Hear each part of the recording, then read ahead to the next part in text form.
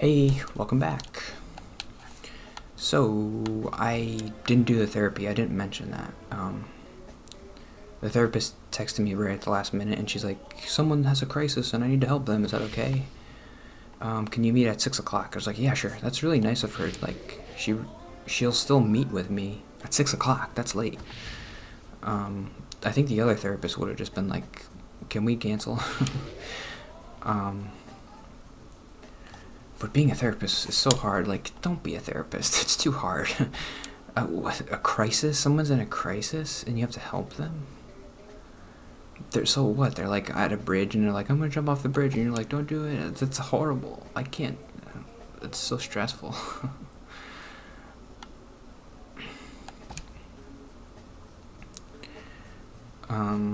Did it make sense what I was doing yesterday? I know it was awkward, but I wanted to. I what I always do here is I'm just like, "Oh, I'm explaining what I'm doing, and I'm super explaining." But I didn't want to do that. I wanted to just. I didn't want to explain what I was doing. I wanted to try to be. Obviously, it was weird because I was having a dialogue and there's nobody else, so it was obvious what I was doing. If I do that again, I'm gonna try to be less obvious about it. Dalton's idea was do a video where you don't look at your notes. And I want to do that, but then I was also thinking, like, I'm super worried about talking on this date, so, like, maybe I should try to combine those two things. Maybe that was a stupid idea, but... Oh, we got it. Is he gonna get it? Is he gonna get it? No. That was dumb. That was a bad shot. But Dalton... Good job. He got a new job. Like, unbelievable. I don't know. Is it okay if I tell? Just, you got a new job, and you were looking for a new job. And guess what I was doing? I was praying for you, Dalton. I prayed a couple times, like, Dalton's, because I know how hard that is. And I do pray.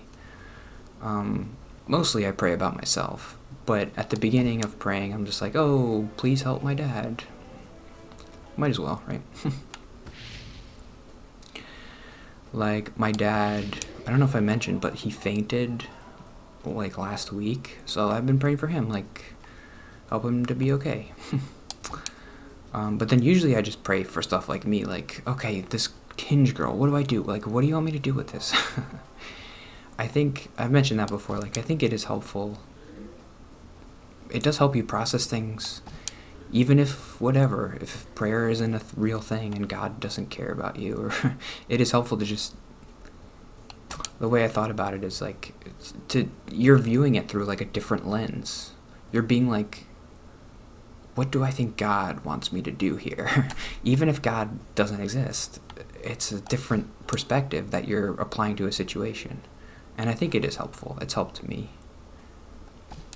I prayed about going to therapy,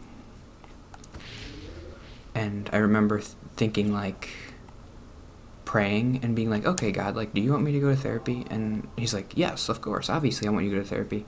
And then I'm like, "Well, it's gonna be hard. How am I supposed to do it?"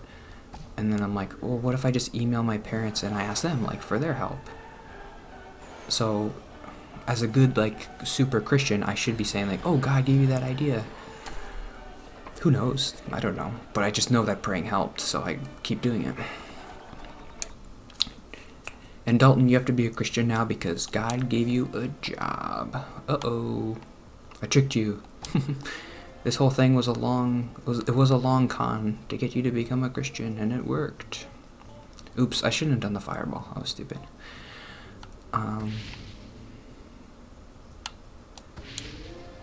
That's how you do it. That's how...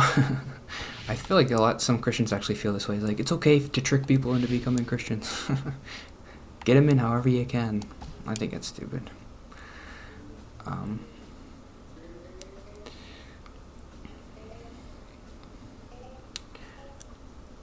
Okay, speaking of Bible stuff, I want to talk about hope.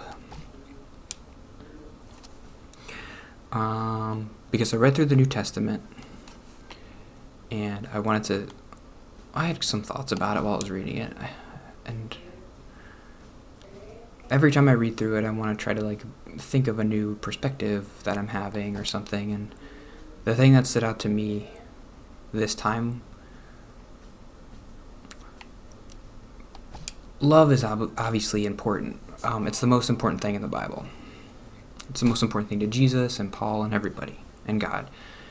And we all know this. And I've been putting a lot of emphasis on myself to experience more love. Like to talk to my parents and to try to be in a relationship and to meet friends and stuff. That's all me trying to experience love and connection. That's all it is. And because I'm doing that, because in the Bible it says like, I'm doing it because I'm doing it. And because I want life to have meaning or whatever.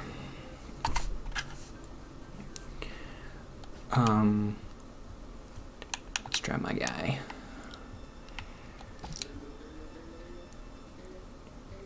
But I think if something that I've noticed is like, it's good what I'm doing, but if you hyper focus on love and then you don't achieve it or whatever, like if I really want to experience love and then I'm like, I don't feel it, a Christian will say like, whoa, just like Jesus loves you, so that's all the love you need.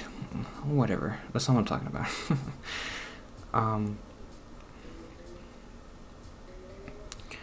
If I hyper focus on love,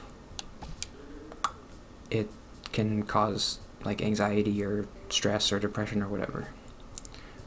Another important aspect that you need to focus on, well, in the Bible, Paul says, he says like there's 3 important things: love, faith, and hope. And for me, I've always kind of ignored hope, because I feel like there's a part of me that rejects hope, because it's like being hopeful is being, you're not being like pragmatic or like realistic. And there's a possibility of like being stupid or like being made a fool because like you hoped in something and it didn't happen. Like, why did you hope in that? You knew it wasn't going to happen. So you're stupid. Why would you think that would happen? Why did you think you would ever have a friend? It's dumb. It's never happened before. You're a weird person. Nobody can like you. Those things are all kind of true. But, and actually, there was a guy that Jon Stewart had on his podcast. I really like his podcast. I mention it every week, but, and he was talking about hope, in regards to like the civil rights movement. And he was saying, ooh, nice shot. The people in the civil rights movement in the 1960s, Jim Crow, they had no reason to be hopeful. The past 200 years, their country was constantly putting them down and saying, like, you're less than us, you don't deserve houses, you don't deserve medicine. Like, you're not a slave anymore, but you're welcome. And, like, we're not going to help you anymore. You got to sit in the back of the bus, all that stuff. They had no reason to believe that that country could help them at all, any more than that. The only thing... But things did change. I mean, they're not perfect, obviously. But they did get better. Jim Crow is mostly gone. And it's because those people had hope that things could change. If they didn't have hope, here's the key. If they didn't have hope, things wouldn't have changed.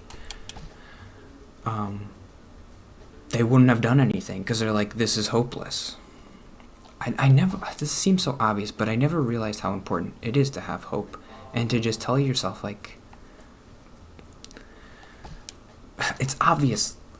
The things that you have hope in are the things that haven't happened yet. You need why would you have hope? Like,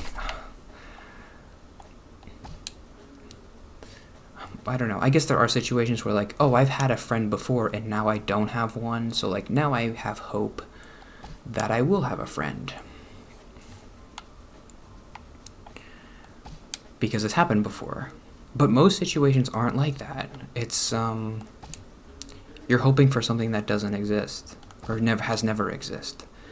And he was kind of talking about that in regards to, like, maybe, like, police reform or something. So he's saying, like, the people in the civil rights movement had even less of a reason to believe that things could change. And they did, because then things changed. They wouldn't have changed without that hope. Am I being clear? I need more hope. I see bad things, and the hope leaves. John Stewart. John Stewart's, the guy on John Stewart, his grandfather was actually a slave. And he had hope that he would one day not be a slave. Nobody was free before. Without hope, things won't change. Things can't change without hope. That's something that was kind of like a revelation to me.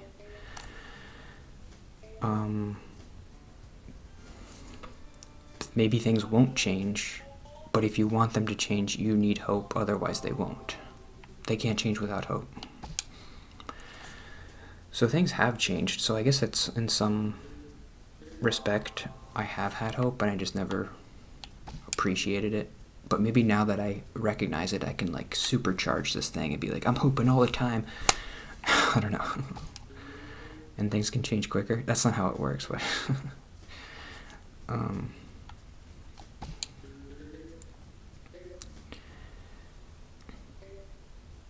Hope. You gotta hope.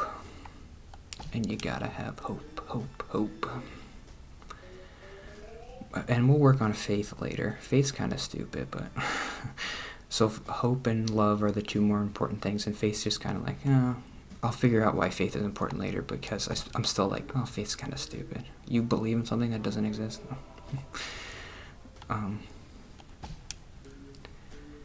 But I was definitely hyper-focusing on love, and being like, love is super important, and we gotta love everybody, and it's true, but... Can I hit this? Oh, I can't hit this shot. Oh. I've gotta... Oh, this is hard. I've gotta do this. Watch. Bing, bang, bang, boom. Oh. Okay, so that was too high, I think. Bing, bang, boom. Good. Oh. Okay, was that too... That was too low?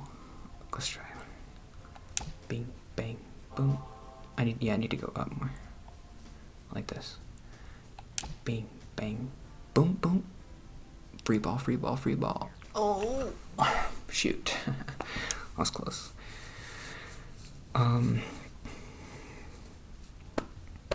So that's it. I have one more other note about the Bible, so I guess I'll just do it real quick. Romans 13. Actually, let's do this tomorrow. I'll do all my other religious notes tomorrow.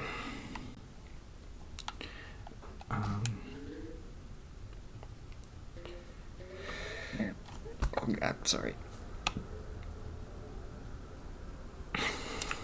But yeah, I have a lot of stuff to talk about. So let's get to it tomorrow. Ready? And see you tomorrow.